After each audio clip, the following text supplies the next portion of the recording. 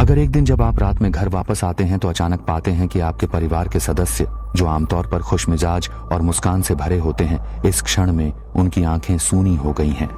उनके चेहरे क्रूर हैं। ऐसा लगता है जैसे वे अजनबी हों जिन्हें आपने पहले कभी नहीं देखा। ऐसी स्थिति में आप कैसे प्रतिक्रिया करेंगे?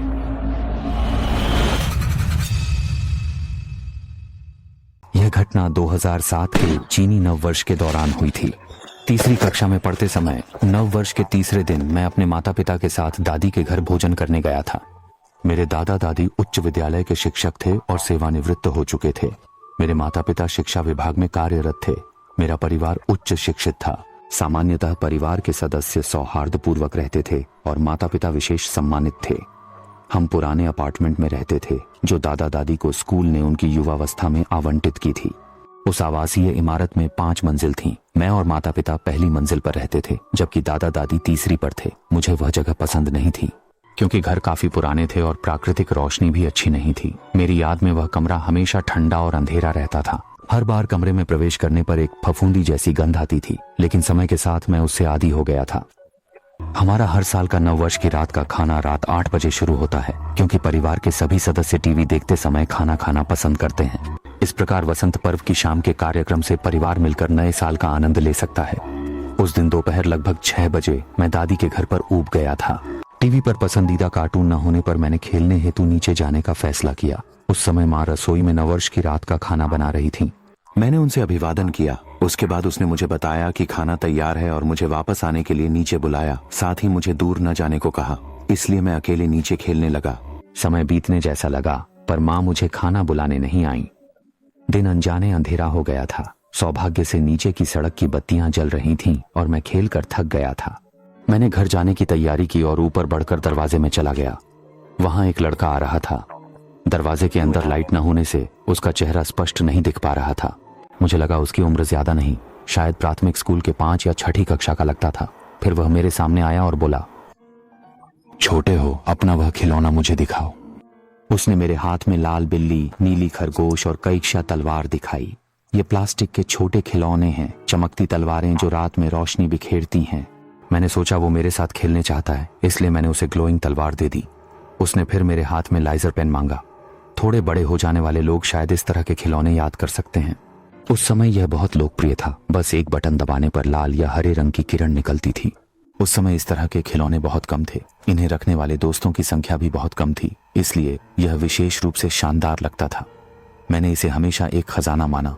स्वाभाविक रूप से मुझे इसे देने की इच्छा नहीं थी, लेकिन परिणाम स्वरूप उसने मेरा लाल बालों वाला नीला खरगोश सातशा तलवार लेकर मुड़कर भाग गया। हाँ, आपने बिल्कुल सही सुना, वह अचानक ही तेजी से भाग गया। मेरी जिंदगी में पहली बार किसी ने मेरा सामान चुरा लिया, इसलिए मैं उसके पीछे दौड़ने लगा, लेकिन मोड़ पर परिणाम स्वरूप वह लड़का गायब हो गया। उस समय मैं बहुत बेवकूफी से जोर जोर से रोने लगा। फिर मैं बेबसी से अपने घर के नीचे वापस लौट आया। जब मैं अपने घर के पहले तल के द्वार पर पहुंचा तो मुझे नहीं पता था कि मैं क्या कर रहा हूं। शायद चीजें चोरी हो जाने के बाद उस गुस्से और डर के मिश्रित भावनाओं के कारण स्पष्ट रूप से उस समय मेरे माता पिता घर पर नहीं थे। वे वास्तव में तीसरे तल पर दादी के घर थे, लेकिन मैं किसी अजीब कारण से अपने घर के दरवाजे पर कुछ बार खटखटाने लगा। कोई नहीं मिलने पर मैंने फिर खुद से कहा, घर में कोई नहीं है, शायद माता पिता दादी के घर हैं। यहाँ यह स्पष्ट करने की आवश्यकता है कि उस समय मेरी अवचेतन मन में दादी के घर साल का आखिरी भोजन खाने की इच्छा नहीं थी। इसलिए मैं तीसरी मंजिल पर गया क्योंकि घर में कोई नहीं था और मैं माता पिता ढूंढ रहा था। उस समय गलियारे की लाइट अचानक बहुत कम हो गई। मैंने हैंडरेल को सहारा दिया और बहुत लंबे समय तक चलता रहा, तभी समय पर पहुंचा।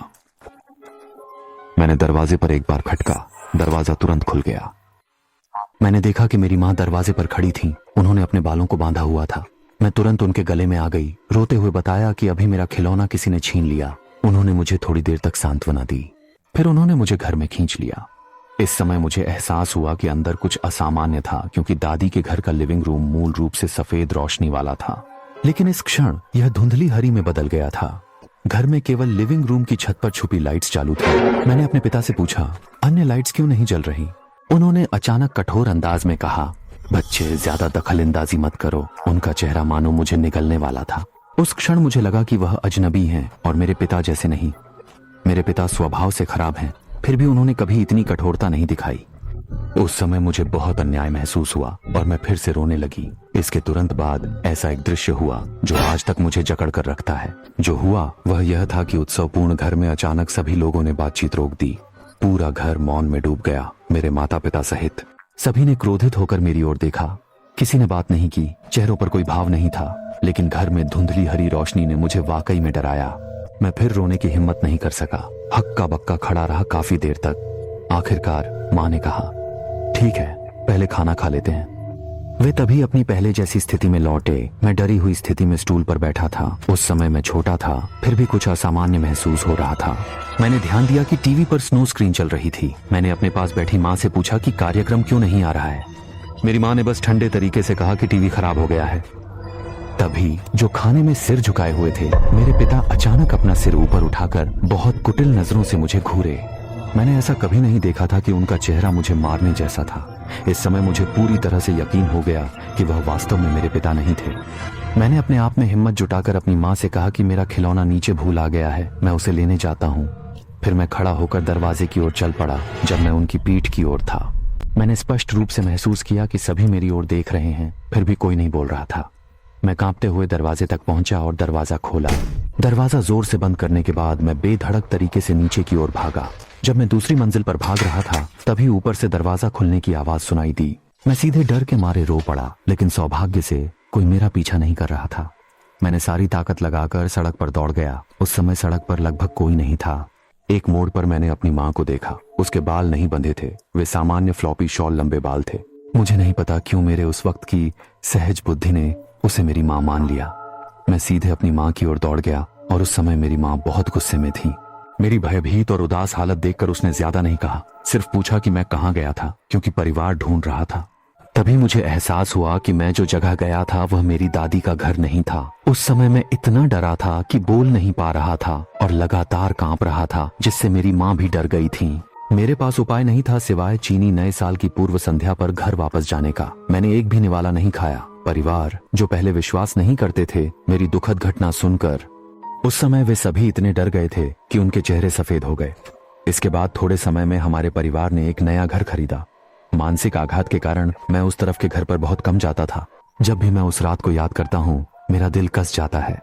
आज तक मुझे नहीं पता कि वह दिन मैं सपना देख रहा था या वास्तव में किसी डरावनी चीज का सामना किया था।